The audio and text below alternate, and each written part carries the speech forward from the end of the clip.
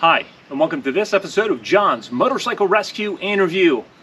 Alright guys, I am super stoked. I have been looking forward to reviewing one of these bikes since they came out in 2018. And today I have the privilege of test riding Kawasaki's Z900RS.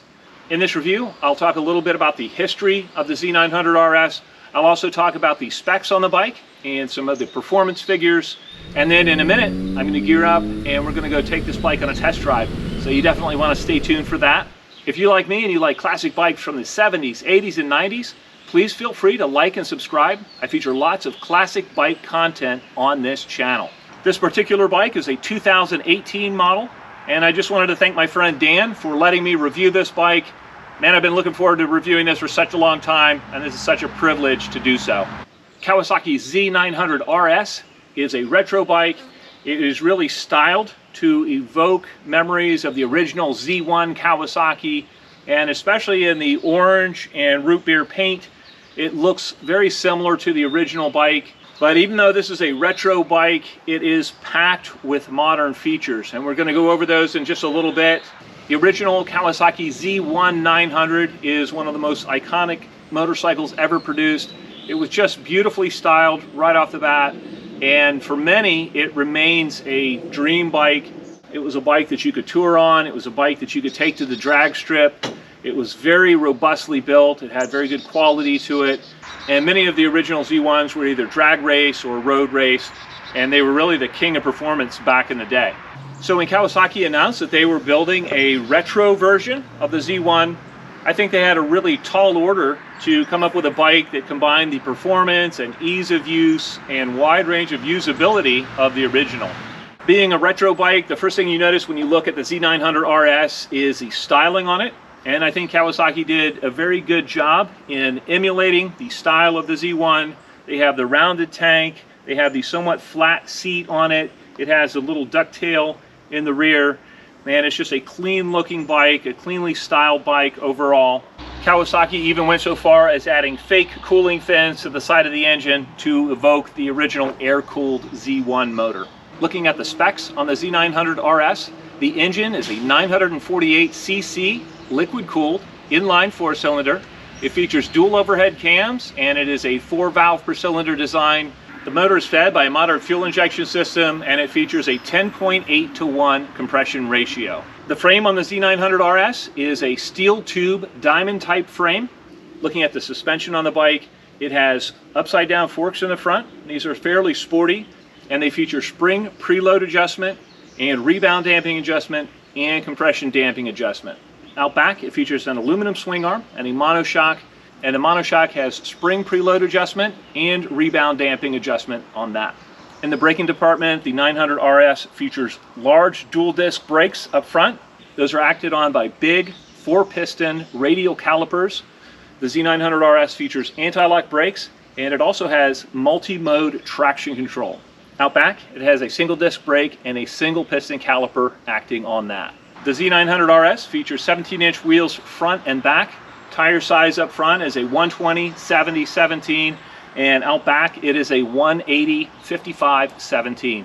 So those are very popular tire sizes, and you should have a lot of tire options available.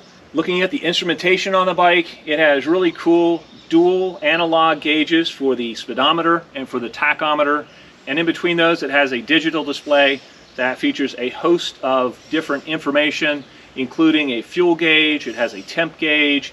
It'll tell you the outside temp. It has a gear indicator. It'll tell you what traction control mode you're in.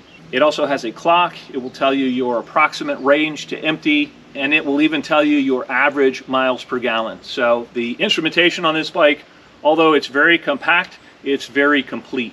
And it's really easy to read when you're driving the bike. The traction control modes can be easily controlled by a switch on the left side of the handlebar. And I really like the system on this bike because I can adjust it while riding the bike.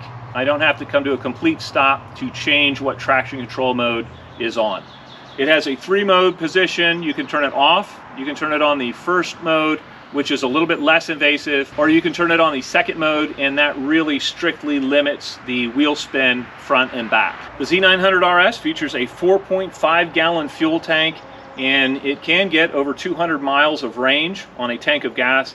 That's really good for a standard style bike. Performance-wise, the Z900RS makes 94.7 horsepower at the rear wheel at 8,600 RPM and 64.5 foot-pounds of torque at 6,800 RPM. The real sweet spot in the power band on this bike is between about 3,200 RPM and 7,000 RPM. There's really no need to rev it beyond that point. It will certainly pull all the way to redline, but it makes very, very smooth power. It has a very flat torque curve. Top speed on the Z900RS is right around 145 to 150 miles an hour, and that is plenty fast on a naked bike, and it's going to be very windy at those speeds, and you're not going to want to stay there for long. All right, enough talk. What is the Z900RS like to ride? I'm going to gear up. I'll bring my camera along. Let's find out together. Let's ride.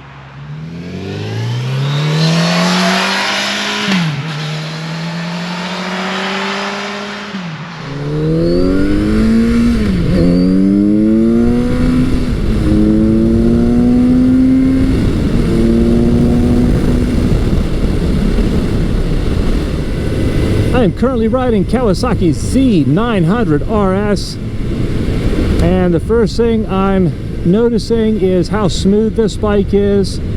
Not only does the engine run very smoothly, but the transmission shifts very smoothly, and it is just a comfortable place to be. The ergonomics on this are really, really nice. I've got just a little bit of lean to the bars, and they're wide set, so I've got lots of control. And this thing handles really, really nicely. We'll get into some corners here in just a minute to check that out.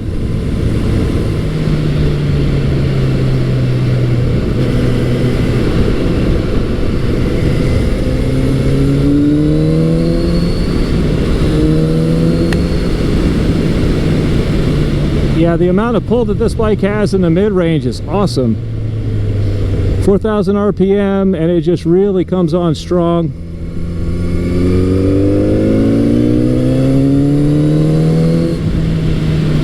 And there's that great sound from that Kawasaki four-cylinder. They do four cylinders so well. And then transitioning in and around corners is just super light.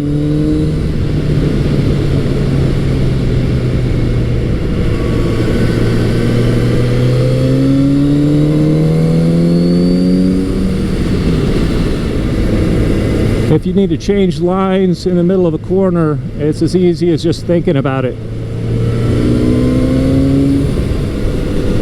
I love the additional safety features that this bike has, the anti-lock brakes and the traction control. I love the fact that if you want, you can turn those off.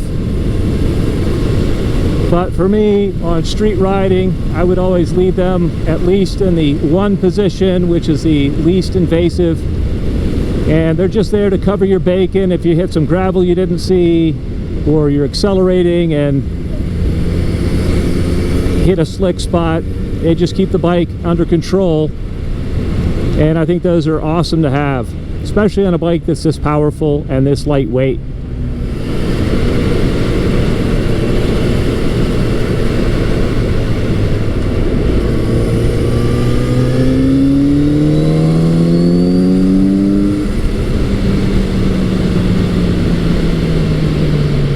The brakes are very nice.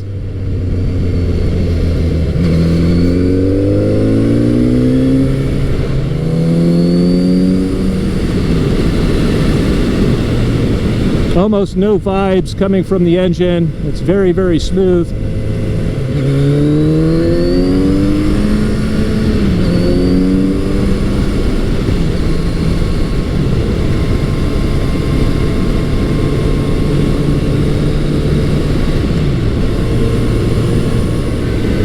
Anybody who's ridden a Ninja 1000 or a Z1000 or the Z900 will be somewhat familiar with the flavor of this bike. But I have to say, I really like the ergonomics on this bike best of all of those machines. It's got a more comfy seat. I like the fact that I can move forward and backwards on the seat. And really the only gripe comfort-wise might come from the pillion rider And the passenger foot pegs are set quite high, so it's almost a sport bike riding position for the passenger, even though the seat is comfortable.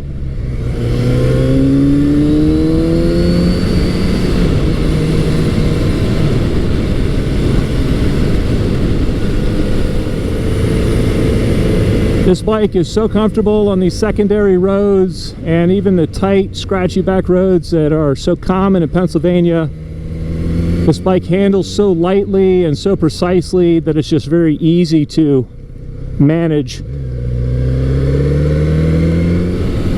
It's amazing how much 100 rear wheel horsepower feels like on a lightweight bike.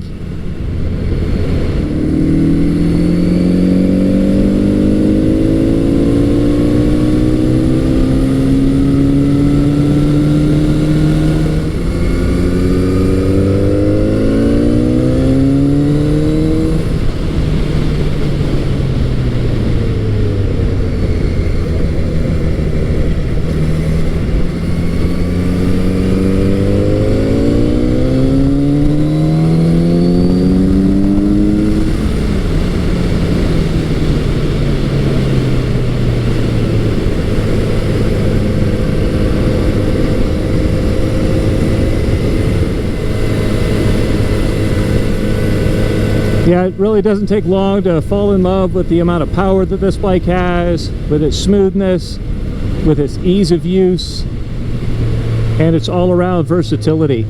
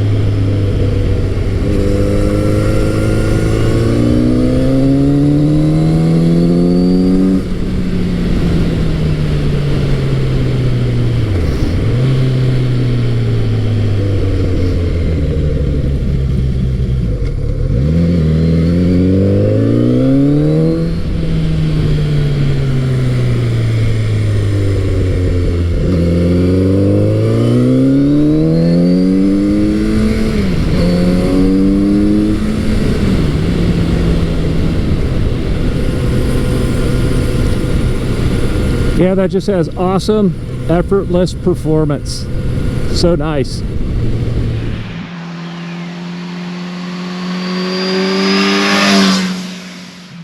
All right, man, a lot of fun. This bike is so capable, it's so quick, it is so light handling. It's just transitions into corners incredibly easily. It's very, very smooth. The shifting on this is excellent. The brakes, and specifically the front brakes, are just outstanding. There's not a ton of feel from the rear brake, but I don't typically use the rear brake a whole lot anyways. This bike has very comfortable ergonomics. The fuel tank gives this bike meaningful range. I think the styling on the Z900RS really captures that retro flavor.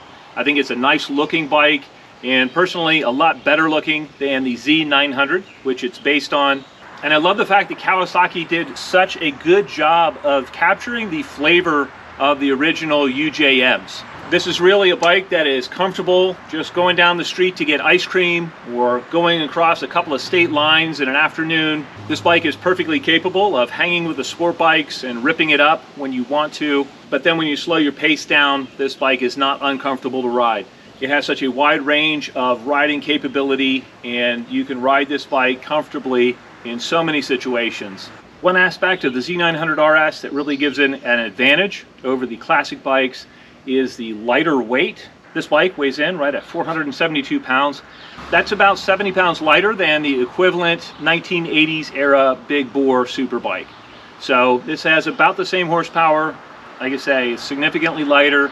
I love the fact that the suspension is fully adjustable on this bike, and it rides very, very nice. If I had one complaint with the Z900RS, it would be the sometimes abrupt throttle take-up. And it seems like, especially at the lower RPM, when you go from off throttle to on throttle, there is a bit of chain slack or driveline lash, and then a little bit of an abruptness. It can kind of come on strong when you're actually just wanting to dial in the throttle smoothly. It definitely makes the bike feel more aggressive and a little bit edgy, but to me, especially in the corners, smooth is fast, and so I would appreciate just a little bit smoother throttle take up when I'm getting on the gas and a little bit less driveline lash. I'm sure if you had this bike long term, you would get used to it pretty quickly and kind of ride around the abrupt spot in the throttle take up. Otherwise, this is just a fantastic machine. It's such a privilege to get to test drive this.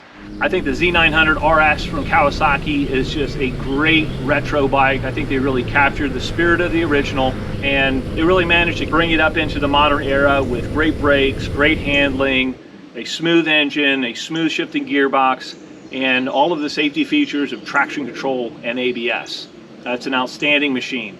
All right, I'd love to know what you guys think. If any of you out there have owned or ridden the Z900RS, please feel free to comment in the comment section below.